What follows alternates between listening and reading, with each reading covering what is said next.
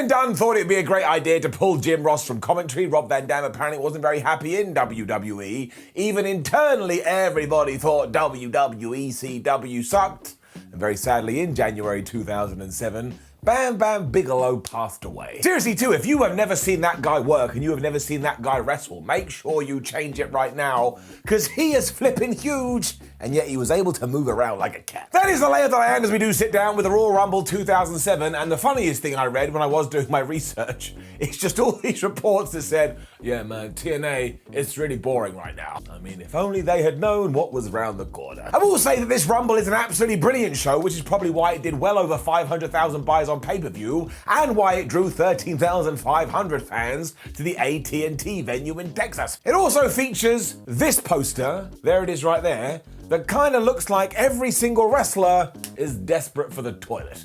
I mean, it happens. Hello though, my name is Simon Mellor, and let's take that clock and turn it back to 2007 and up those downs for the Royal Rumble 2007. This show, as already stated, is absolutely brilliant. And I swear there's corners of the internet where people go, man, the ruthless aggression era was absolutely crap. But that is not the case, especially when we kick things off here with the Hardy Boys versus or Eminem. Now it is a bit weird because WWE is desperate for you to buy in this feud as if it's the Hardys versus Edge and Christian or the Hardys versus the Dudleys. And just to be honest with you, it's never going to be like that, because when you took those three teams, they literally raised the bar. I mean, just go and watch their TLC matches or their tables matches or their chairs matches. Even in 2021, you just witness it going, how are they all still alive? And look, don't get me wrong, John Morrison or Johnny Nitro, whatever the hell he was called back there, and Joey Mercury were a really good tag team, but they were never pushed in the way that everybody else was. And sometimes it's all about your push. Screw that though, because you still have four awesome workers here, and therefore you get an awesome match.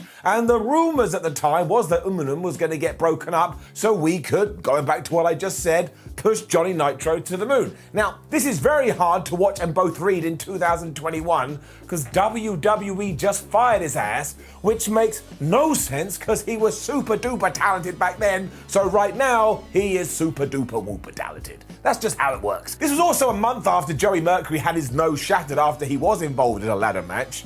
And if you've never seen that, don't do what I usually do when I go watch it now. Never watch it, never see it, and especially don't do it if your mother is in the room. She will be disgusted. Eminem is so mad though, they're like, man, we're gonna flub you up so bad, Jeff and Matt. And they've been trying to do this on SmackDown, so they therefore try and carry it on the pay-per-view. The Hardys were also being pushed as singles competitors here, and while that was kind of fine, it was quite clear that WWE knew they were better as a team, because they put them back as a duo here, and as soon as they make their entrance, everyone's like, oh my God, it's Jeff and Matt Hardy, I love them so much. I mean, it works so well. Not only does Jeff get a hot tag, but Matt gets a hot tag, and then Jeff gets a hot tag, and Matt gets a hot tag. The tags just keep getting hotter and hotter and hotter. Then eventually the tag klaxon sounds, and everyone just starts hitting their big moves. The final flourish is great though, because Jeff Hardy jumps off Matt Hardy's back, and then Matt Hardy has taken out Joey Mercury, so that Jeff can hit the Swanton Bomb and get the 1, 2, 3. I mean, it's just fun. And who doesn't want fun? If somebody came to my door right now and went ding dong, I mean, I don't have a doorbell, so how'd that happen? And they were selling fun, I would buy it. I mean, that sounds like a terrible idea, and actually sounds like it's probably illegal and a little bit dirty. The point is getting up. We then had all this Royal Rumble nonsense when WWE superstars go backstage to pick their number. And I don't get why WWE doesn't do this anymore. I mean, Teddy Long is there and the coach is there, and they're all like, my God, I don't know who's gonna win the Royal Rumble, but it just makes it feel more legit. Edge was first, and as Kelly was pulling all the numbers out of the tumbler, they got into some funny lines, I suppose, where Edge was like, haha, your first name is the same as your last name. And she was like, yeah, but your name is Edge, so don't get in my face, when all of a sudden Randy Orton is here. These two then start saying the whole, oh my gosh, it's every man for themselves, because they were a team. And once again, it just feels so special. King Booker also just turns up, because obviously every single WWE backstage skit sees some ridiculousness. This character is so great. Standing there all like, oh my gosh, I'm the king. I love King Booker. And then, yeah, fine. All of this goodwill does go away a little bit. That's mostly because WWE booked a stupid finish. Because it is Bobby Lashley versus Test for the ECW title, and they do circumvent your expectations because they have a far better match than you assumed they would do. But again, the only problem is you can watch this and be going like, I'm having the best time ever.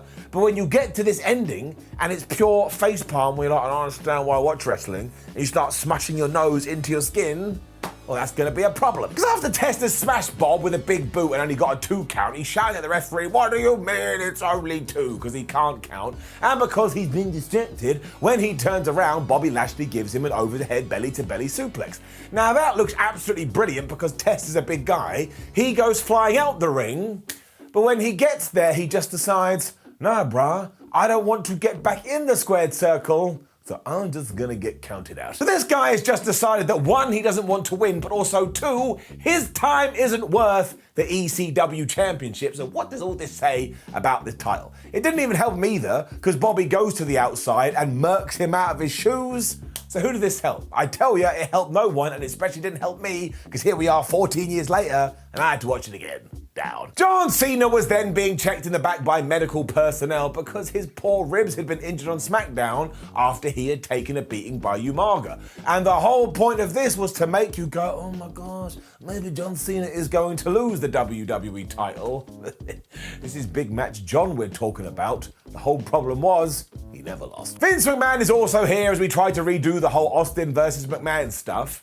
And if you go very quiet, you can hear the fans are already booing, because we had turned that tide. Talk about taking a trip down memory lane next to after this, because it was Mr. Kennedy taking on Batista for the World Heavyweight Championship. And we all know the story of Kennedy after this. I mean, it is the most insane fall from grace. And make no mistake about it, at some point he was definitely going to become champion if all this nonsense hadn't have happened. And also at the start here, when the referee lifts up the title, he stares at it for ages like he wants that more than anything else in the world. And I was like, I get it, Ken. I do this with pizza. We also absolutely forget how good Big Dave was as a wrestler, because most people were like, "Man, it's just a big guy. There's no way he can move around the ring." But not only could he do that, he really had a good understanding of psychology. He just absolutely runs through Kennedy to begin with because he is the bigger guy. But what do you do when you're David in a David-Goliath situation? You get the steel steps, you use them, and then you start working over a giant's leg. Then he can't walk. Does this? Look how stupid I look. Through all of this, Batista is just throwing bombs as well, and one of them connects with Ken Kennedy right in the face, and he's busted open, and Batista also hits this spine buster for a near fall. And because that doesn't put Ken Kennedy away, taking my brain and forgetting about the information I do have, I was like, oh my gosh, maybe Kenny Boy is going to win. Obviously, that's not true because, again, we're living in the past. Saying that, though, Kennedy actually does have the thing won at one point, but there's no referee because he'd taken a bump. And then we did that age-old finish when Ken Kennedy decides, I know how I beat this world champion. I will do a flying nothing off the top rope. And if you don't know what flying nothing is, it's just when you jump, because beforehand you've talked to the other wrestler and say, wouldn't it be cool if you caught me midair and hit the Batista bomb? And the other person goes, that would be cool. So you do it, but you do absolutely break reality. Anyway, that's how this ends. It is very, very good, and it's getting it up. Very sadly, WWE then took what I said earlier and flushed it down the toilet, because we get another one of these I'm going to pick my Royal Rumble number segments, but this one is very much on the wrong side of what I guess we'll call comedy. Because Kevin Thorne, a vampire, was talking to Hornswoggle, who's a leprechaun, until Great Khali walks in, and he's whatever the hell he was. Because he's so huge too, he grabbed 3 numbers, and when coach goes to him, no Khali, you're only allowed 1, he drops 2 of them. So Kelly picks them up, and she says, wow, these are the biggest balls I've ever held. Of course, Ron Simmons then walks in and just goes, damn. And do you know who else walked in on me when I was watching this? My girlfriend. And how am I meant to explain this to her? Was that a testicle joke? Yes. And who is this random man who came in and dropped the damn word? I just went, it's probably best if you leave me, honey. So this basically ended my relationship, and that's why it's getting it down. We do get right back on track after this though, because it is John Cena versus Umaga for the WWE title in a last man standing match, and this nugget is absolutely brilliant, and we don't talk about it enough. As mentioned, the real stakes come in the form in the fact that John Cena is injured and Umaga jumps on that instantly by hurling him into the steel steps. And because you have Alessandro, whatever the hell his name was, on the outside going, get him Umaga, you truly start to believe. Now, I know there was problems with this act. I mean, sometimes you look at the things WWE does and go, that's definitely controversial. But in terms of 2 workers kicking each other's ass, Give this one a tick. Johnny got his way back into this too by picking up those steel steps and just hurling them into Umaga's face. And that one really made you go, oh, jeez, I don't want to see that again. But when he rises at the count of 5, you can actually hear the crowd go, oh my gosh, I can't believe it. Maybe he is going to win the WWE title. And when the live fans do that, you know the deal, the energy comes out the screen and it hits you in the face. So stupid Simon Miller starts going, oh, maybe it is going to happen, even though it's not. This continued when Umaga set the stairs up in the corner and he goes to dive on John Cena and misses. But once again, he just gets back up. So John Cena takes him down, but Umaga keeps getting up. You know, it's 5, then it's 6, then it's 7. And this is such a good way to build everything and such a good way to escalate. And never forget, that's all wrestling is. So when somebody punches you and they pin you, kick out of 1, but then when they hit you with a clothesline, kick out of 2, then they hit you with your finish and you're down for the 3. Simple stuff. After this, it's just more Stair Central and it gets so crazy, it's kind of like a comedy skit. And then soon both guys are bleeding their ass off. I mean, that's a terrible choice of words. I'm not saying that blood was coming out of their ass. I mean, maybe it was. I don't know. I'm not their doctor. Point was, we had carnage here, so the red stuff was flowing. The fans still chant that John Cena sucks, even though he absolutely doesn't. And after he takes on Alejandro Estrada, whatever the hell that guy's name was, he continues just to slam Umaga with everything. But this monster keeps coming up and he keeps on coming towards John like he's the boogeyman. Damn it. No, not the boogeyman, the guy, you know what I'm talking about. Umaga then goes crashing through a table after he misses a splash. And honestly, this guy deserves an award for how much he was wrecked during this, especially because afterwards, he is in the STFU while simultaneously having his neck being choked in the rope. This is yet another point where you go, well, clearly he's going to pass out. I mean, he is just a human, but he doesn't. Honestly, has WWE forgotten how to create monsters? Because this is absolutely the way to do it. Sadly, if you do choke a man for long enough, he will pass out, which is what John Cena goes back to here to get the victory. But this is so well put together, it doesn't even feel like a win. And the last thought you have is, well, I hope Umaga doesn't come after Cena again, because eventually he will kill him. I mean, it feels like Johnny Boy has survived. And of course, this is where we have to talk about what a shame it was that Umaga did pass away so young. I mean, his friends and family and all of that are far more important, but also, he absolutely would have been a WWE champion at some point.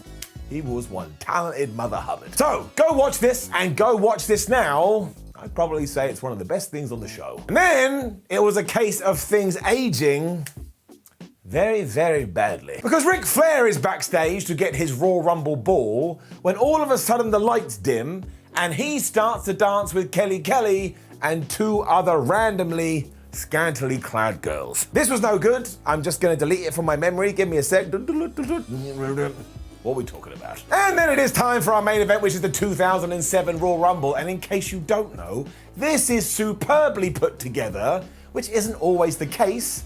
And really, when you think about it, this may be one of the most underrated Royal Rumbles in history. It helps that Ric Flair is number 1, because all of a sudden you feel like you're living back in 1992. But an unsung moment is that Fit Finlay is in at number 2, and that's why the Royal Rumble is always so good. When could you ever expect to see Ric Flair versus Fit Finlay in 2007? At the flippin' Royal Rumble. Kenny Dykstra was in at number 3, and it's worth noting that he was chosen as the guy to chuck out Ric Flair, but this is then absolutely undermined seconds later, because Edge just arrives and he chucks Kenny out. And do the commentators make a big deal out of this? No, they do not. Taboo soon arrives and he falls over instantly while trying to do a spot with Tommy Dreamer. And while we shouldn't laugh at that because all human beings make mistakes, this kind of sums up Taboo's entire run in WWE. He would try something, then he just fall down. He also sets up a table because why wouldn't you do that in a Royal Rumble? But good grief does this go bad because Kane is then in, he looks at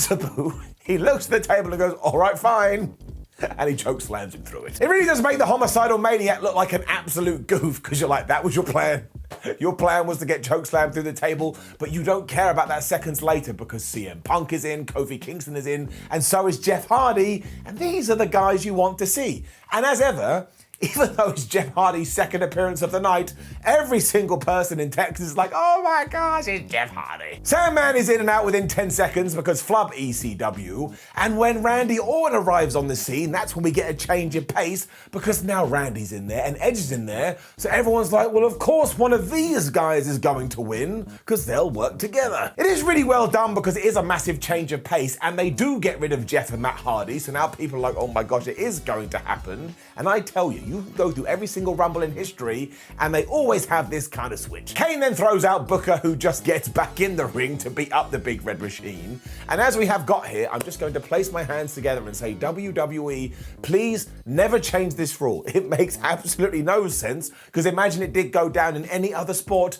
but it tickles me so much because it's so darn stupid. After that though, the narrative changes once again, which is also smart because here comes Shawn Michaels. Now one, we are in his neck of the woods, so people are like, oh man, maybe he is going to win. But also WWE had started pushing that button hard, so all of a sudden he was the kind of quiet favorite. He also starts sweet chin musicing a bunch of people over the top rope because we do need to clear the ring. And then after a few more entries, I can't help it, the great Khali arrives, and I think Michael Cole had an aneurysm. Or he had Vince McMahon in his ear going, tell Khali, damn it, because he acts like he's bet his house on the fact that this giant may win the Rumble. Like if all of a sudden he had stopped talking because he had passed out, I would have totally bought it. It didn't work, then we got to number 30, which was The Undertaker. He just went, nah bruh, I don't like you, Khali. And he threw him out. There is a slight dip in proceedings at this point because you do go, man, there's not going to be any surprises in this year's Royal Rumble, which is one of the best things about the pay-per-view. But because WWE had come up with a really smart finale, after about 72 seconds, you don't even care. Because the final four were naturally The Undertaker, Shawn Michaels, Randy Orton and Edge. And when it turned out that Edge and Randy Orton were not able to coexist, it is down to the Dead Man and HBK.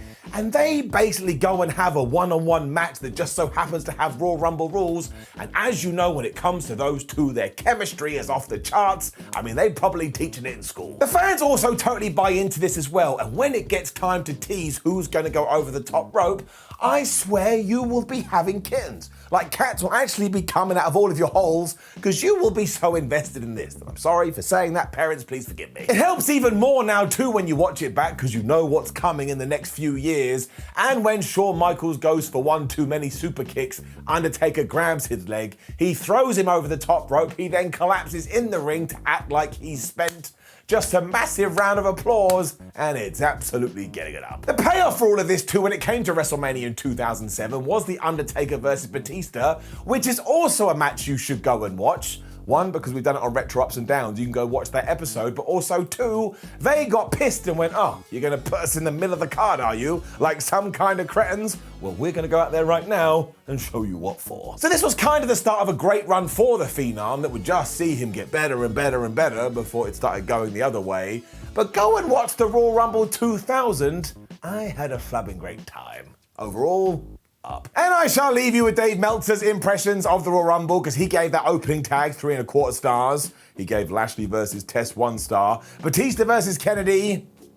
Kennedy got 1¼ stars, which seems massively unfair. I like that match. Cena versus Umaga got 4 stars, and that there Royal Rumble also got a big whopping 4 stars. Now, please do leave a comment below with suggestions of what else we should do for Retro Ups and Downs. And next week, we are going to do SummerSlam 2008. So get ready for that one. And also like the video, share the video, and subscribe. Then go to WhatCulture.com because I told you to. Then follow us on social media because I told you to. And go watch more videos, including Retro Ups and Downs, because I told you to. I know, I'm being an ass. My name is Simon WhatCulture. Thank you for joining me as always. I look forward to seeing you again soon. Goodbye.